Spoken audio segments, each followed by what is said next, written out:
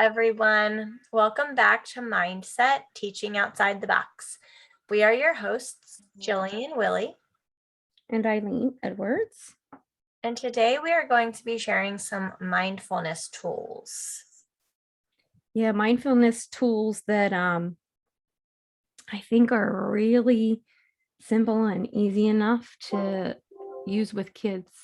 Obviously, they can be used with adults also, but I have been really sharing them with my own children and my students over these last few weeks.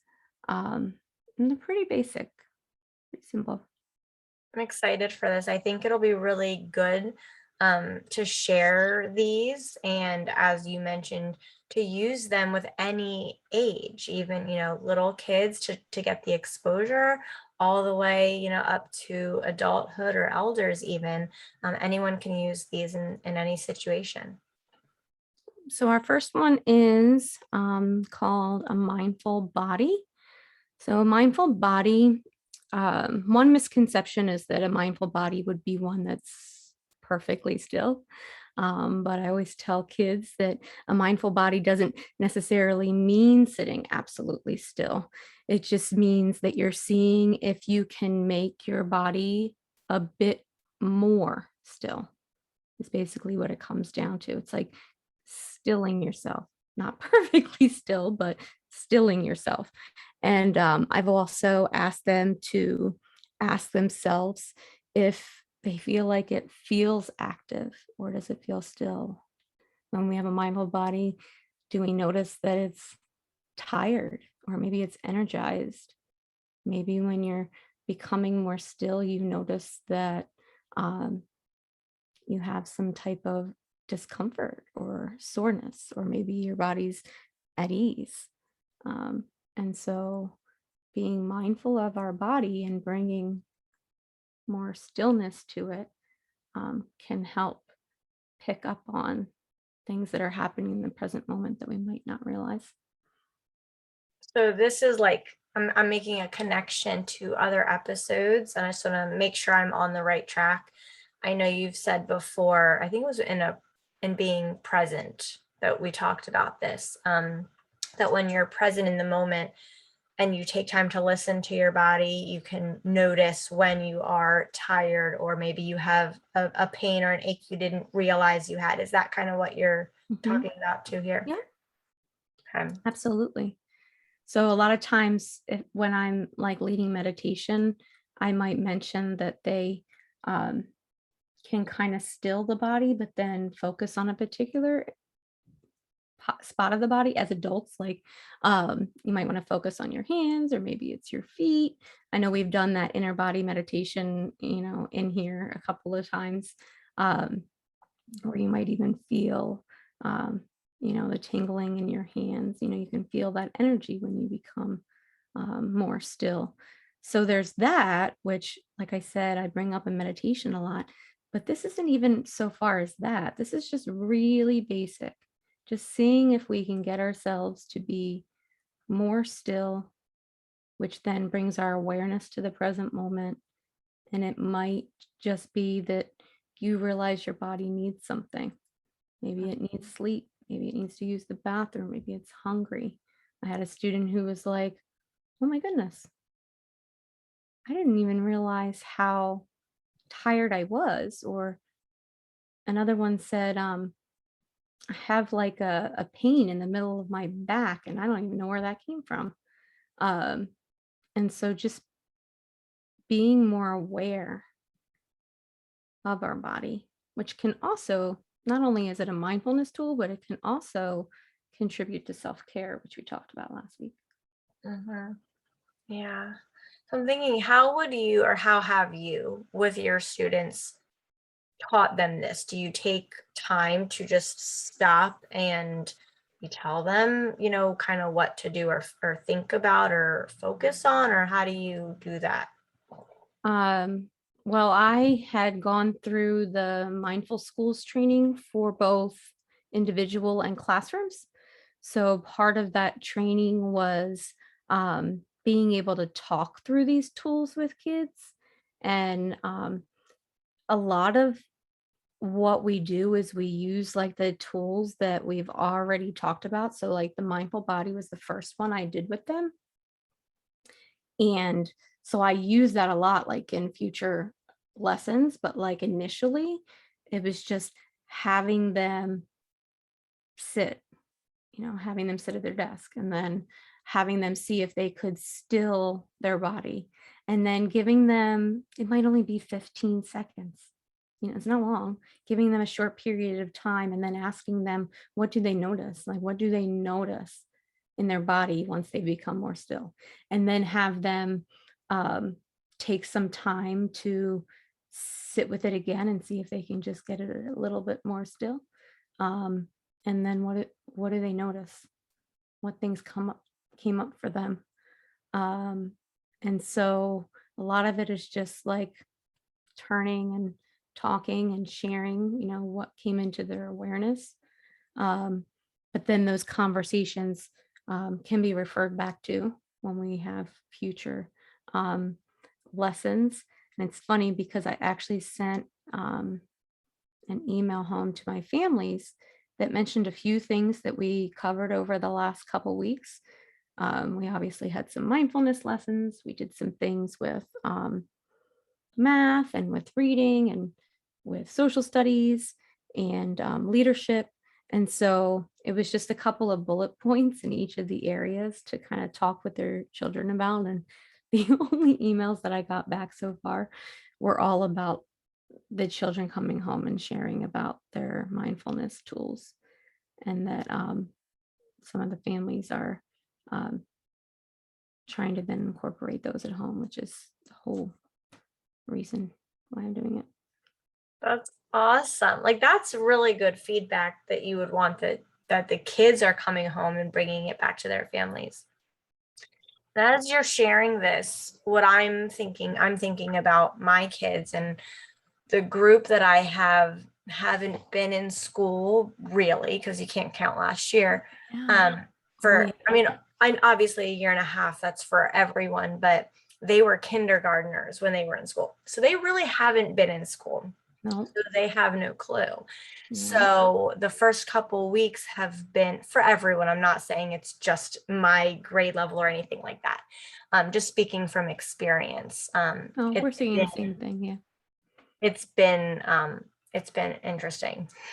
First and Um, second grade. It's definitely different right now. yes. So I'm thinking about, and a lot of them, they were able to get up really whenever they wanted because they were on Zoom. So yeah, if you had to go to the bathroom or you needed to do whatever. So they're not used to sitting or being in a school.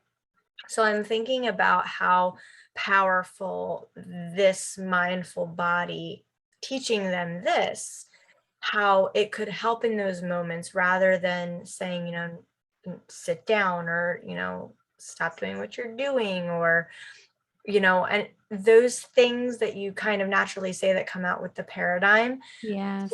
that they're just like, yeah, whatever. And they do it for 5 seconds and then they're back up again. But Yeah. teaching them this, it gives them something to focus on and it's meaningful. It's not just, oh, I have to sit in my seat because it's time to sit. It's, oh, let me take this time to be mindful of what my body needs or what my body's doing.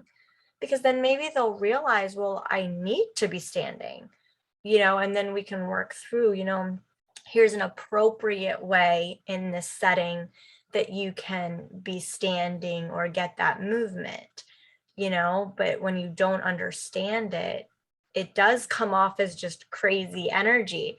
So I love that. I can totally see the benefit of teaching that to kids. Yeah. I think that a lot of my students were almost kind of like surprised by the exercise that we did because they were like, whoa, I never noticed that. Or I didn't know that was there. Or, and then, like I said, when we bring up the previous tools that we've talked about in future lessons, when we come back to that, it's reinforced. And then um, because there's about 6 basic mindfulness tools. Um, that I'm doing with the kids. There's more of them, but there's like 6 basic ones, which we're gonna talk about today, kind of like part 1. And then the next, like, set of 6 kind of build off of those, so they kind of relate in a way, but they're a little bit more complex. Um, well, as we go through the rest of the tools, they're even deciding, like, kind of the one that is most comfortable, most effective, most helpful to them. And a lot of kids find that just kind of bringing their awareness into their body in the moment, even if it's just realizing that they're not still, realizing that, we talked about like, well, what is the part of your body that's most active right now? And like, some kids it was their feet, some kids it was their hands, some kids it was their eyes. Every time a noise happened in the room, their head moved, like just being aware of um, the movement and knowing not that and I tell them there's nothing wrong with movement. We don't judge ourselves for being active when we feel like we should be still. We just try to get ourselves a bit more still and then become aware of how that feels. And a lot of kids would say, well, it felt calmer, or it felt difficult to do, and it's just having that awareness, having that ability to notice and know these things without them just happening without our knowledge. Mhm. I love that. I just keep going back to just so many things in my own life, my own kids, kids in my classroom. It's just so powerful to think about it in this way, and to bring it back to mindfulness just makes so much sense. And I think the fact that you're even seeing such results, them bringing it home to their families and them realizing things about their body that's happening, that they're doing, that they weren't even aware of.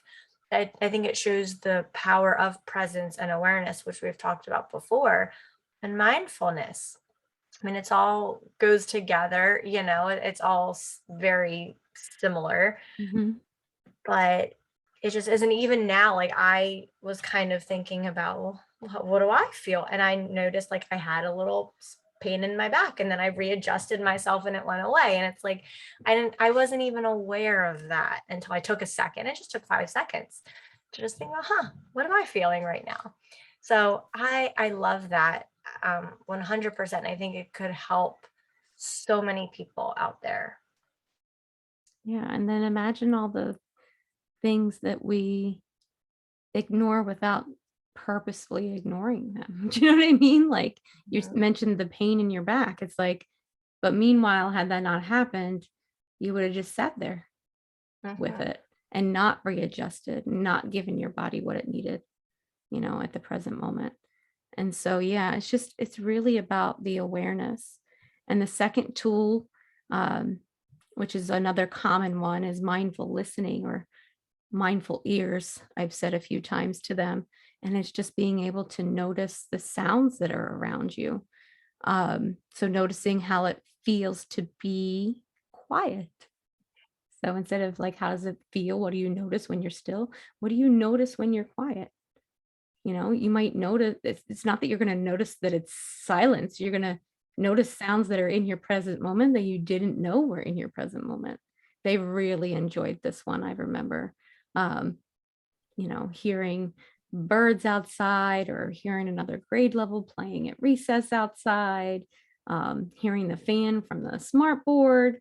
Um, Somebody was, tapping something on their desk, somebody's foot. Actually, there was a few feet that were moving, but just being able to notice how it feels to be more quiet and then bringing again that into their awareness, you know? And something else that went with this lesson was the added tool of closing our eyes. So we did it as like a two-part thing where they became mindful of the sounds around them. for a period of time, and then they closed their eyes, and we gave them the same amount of time to be mindful of the sounds, and they realized that they were more clear, that Mm, they could understand more clearly. We used a bell at one point, and they noticed that they could hear the bell longer when their eyes were closed than if they were open. Now, I teach fifth grade right now. And so for fifth graders who are obviously a lot older than your class, um, they were very interested in this, and they were talking about how it would make sense because we just eliminated one of our senses, our sense perceptions. Like taking that off the table will, intensify our listening a bit more. So periodically throughout the days, there's periods where, you can see the kids are closing their eyes to kind of just figure out what's going on, kind of a thing, focusing their attention. excuse me. That's awesome. I just love hearing about how they're taking this and then really embodying it and using it when they need it. I think that's really cool too, because, excuse me, there are a lot of times in a traditional classroom where we do need quiet in order for students to hear or to concentrate on something. And when they constantly are hearing, we need to be quiet, it's time to be quiet, stop talking, what have you, they don't, right? But when you're, again, I was saying this before about the body, when you give it a different reason, like let's stop and let's be mindful and hear what else we can hear or notice. And I think it gives them something else to focus on. And I'm thinking about, my little second graders who, they're not going to get this right away. They're not going to understand the purpose and the point right away. So I could see for them as almost like a game, for them to, oh, what can I hear now? And it'll eventually become, oh, now I see how this helps me. But I think in the beginning, it's just a nice way to get them introduced to it that would also kind of make it interesting and a little more fun for them, if that makes sense.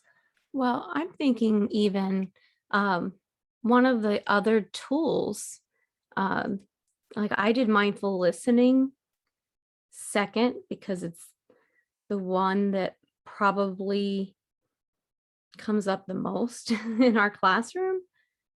But one of the other tools, I'm just going to do it now because I just realized something that you said, mindful seeing or mindful eyes, um, the ability to focus like on one object in the space that you're in.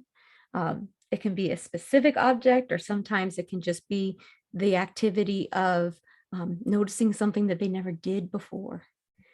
So maybe doing mindful eyes or mindful seeing for your class first would be helpful because they can be like investigators and trying, spying something that they haven't seen in the room before. Because there's not plenty of things in the room that they've not actually noticed.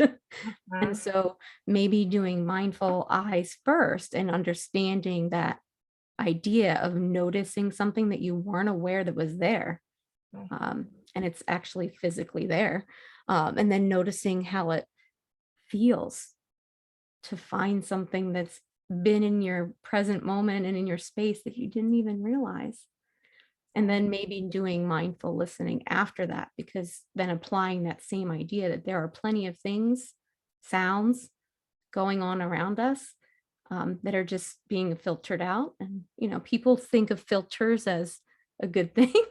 you know, you mhm, filter out all of the extraneous information. Well, some do. I can't, and many of my students can't either.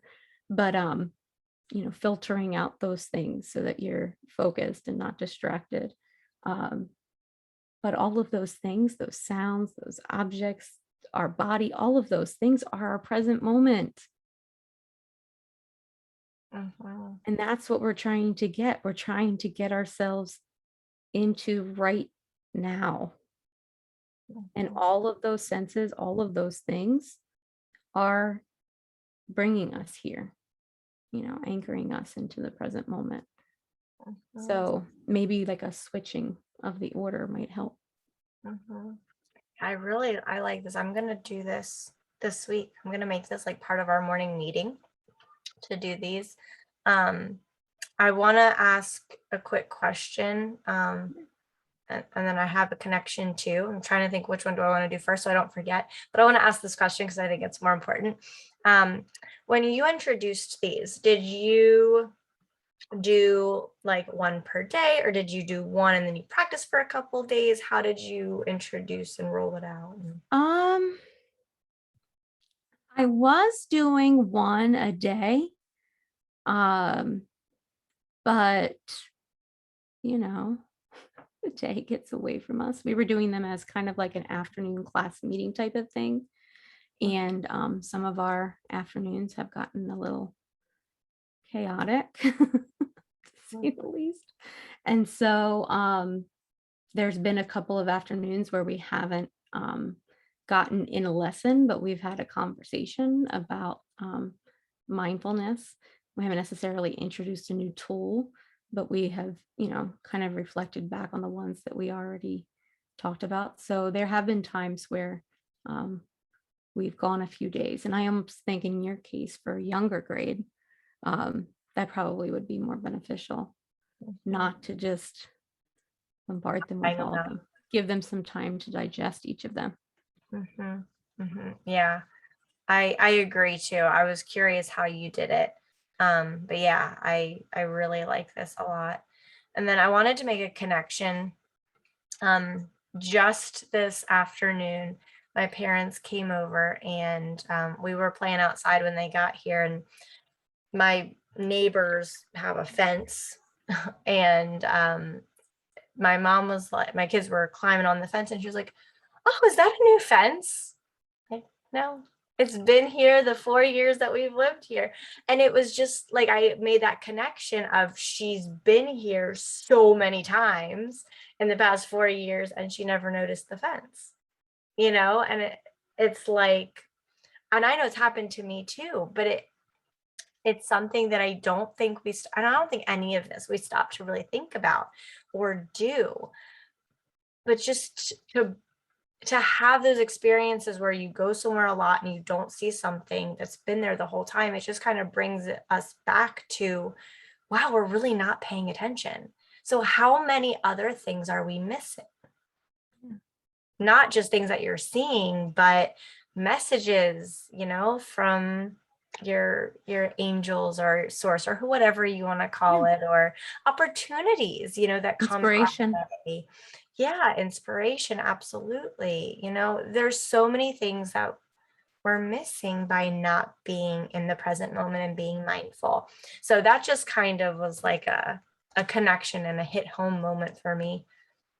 Yeah, I agree. And I told my kids and I tell people during meditation all the time, like, this isn't about, forcing anything. It's not about judging ourselves for anything that we may find challenging or that isn't there. I don't hear anything. That's not what this is. It's just bringing ourselves back into the present moment by being mindful of our body, being mindful of the sounds that are around us, being mindful of the sights that are around us. All of those things, along with the couple that I still need to share, happening in our present moment.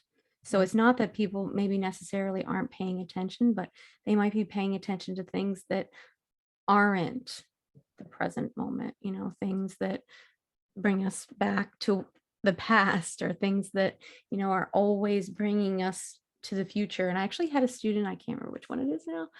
I actually had a student that brought that up during one of our lessons about like, but that's not happening right now. And I had goosebumps because I was like, you are right. Like, and we talked about how, our life happens right here in the present moment, that we can't, like, there's no rewind button. We can't go back. to something that's already occurred. We could do something now in our present moment that might change the feeling of something that's happened before, but we can't actually change the details of what happened. And then the same thing with the future, like a lot of anxiety and worry and all of those things come from people thinking about things that aren't happening right now. Our present, our future, I say this all the time, our future doesn't exist. It literally does not exist until it's the present moment. And so we really need to learn to be aware and bring ourselves back to the present moment all the time. Every time we notice that we're not, we need to bring ourselves back, Mhm, because that's where we live. That's where we are, mhm, where our life actually happens. mhm. That's so cool that your student like kind of picked up on that on their own. Um, yeah. And I think as teachers and other professions too, but I had a moment that I realized and kind of connects to this. I used to bring work home and I really don't anymore, but when I did, I would spend my weekend if I did something other than the work that I had and I knew I had work to do, I would spend my whole time anxious or worried about the fact that I have this, I shouldn't be doing what I want to do. I need to be doing this instead. And I wouldn't enjoy Yep. what I was doing. I was very anxious about it. And that was me worrying about the future. I wasn't living in the present moment. So this weekend, I did have to bring home some tests that I needed to grade. Just haven't gotten it done this week. So, but I was able to not worry about it. And yesterday I didn't do anything. I enjoyed my day and it was great. And then today I didn't get to it until like 3 o'clock, but I was just so relaxed and I was able to live in the present moment and not worry about it. And then when I did get to it, it was so seamless. Like I sat outside, my kids were playing, my husband was mowing the lawn, and it was a beautiful day. And I just graded it. And it took me, honestly, maybe 10 minutes. Whereas it used to take me like an hour to because I was just dreading it. And it was all this negativity. But I think because I lived in the present moment, I enjoyed myself. I got to it when it fit into my day. And when I was in that present moment, I just did it. I just sat down and did it. But it makes such a big difference when my point is, it makes such a big difference when you're not worrying about the future and you are just living in the present moment. And it changes your present moment so drastically. And that for me was like a big aha moment. Like, I mean, I've understood this, but just reflecting on how things used to be for me and how they were today, I felt free. I felt a lot more free than I typically would have. So it is worth, trying to live in the present moment. Yeah, I'm sure it was like night and day. Mhm. It was beautiful. Okay. I totally understand. The next tool that I was going to talk about was mindful breathing or mindful breath. Um, and obviously, that is a common one when we talk about mindfulness and meditation. Um, it's always there. So it's nice because you can kind of always go to it when you need. Um, and it will anchor us back into the present moment. In meditation, when I lead meditation, that is usually what I use as an anchor. Not always, sometimes it's sound or inner body, but it's usually breath. Um, and this is what I was trying to explain to my students, most don't even notice it. I even remember when I first started meditating that I actually thought that I couldn't focus on my breath, like that I couldn't get myself. What do you mean? Like I didn't understand it in the beginning. Now it's like my go-to anchor, but most don't notice it unless they're like intensely active. But we actually really, really need to learn to pay attention to it. And so, one thing, actually, two things that I taught them if they're struggling with mindful breathing is to place a hand on their belly or place their hand on their chest. Um, so, like a physical sensation that they can actually physically feel the belly going in and out of the chest, going up and down. And so that's kind of like one of those like little added bonuses with that one. But mindful breathing is a really important tool. Mhm. What was the other one you said? Or you said you had two, or was it belly or chest? Was that two? Belly was one, chest was another. We did I had a student who was, even though I could see their hand moving, swearing that it wasn't. And so I told them that they could put their like hand underneath their nose and then they would, be aware of it because they'd feel, the breeze on their hand as they're inhaling. I mean, as they're exhaling. And so even that works. But typically being able to put their hand on their belly is the most common one. But even hand on their chest would work. Mhm, There's still motion involved, mhm, still a feeling in their body. mhm. Yeah, I think that's another one that because we do it without thinking, it's one of those things you don't realize you're doing. So, and it changes, when you get angry, your breathing maybe gets heavier or faster. And when you're tired, maybe gets slower. When you're calm, so I definitely see how that not only can calm you and bring you to the present moment, but it can also be a signal to help you understand how your body is feeling or how you're feeling Yes. emotionally as well. So that's kind of like I feel like a double whammy.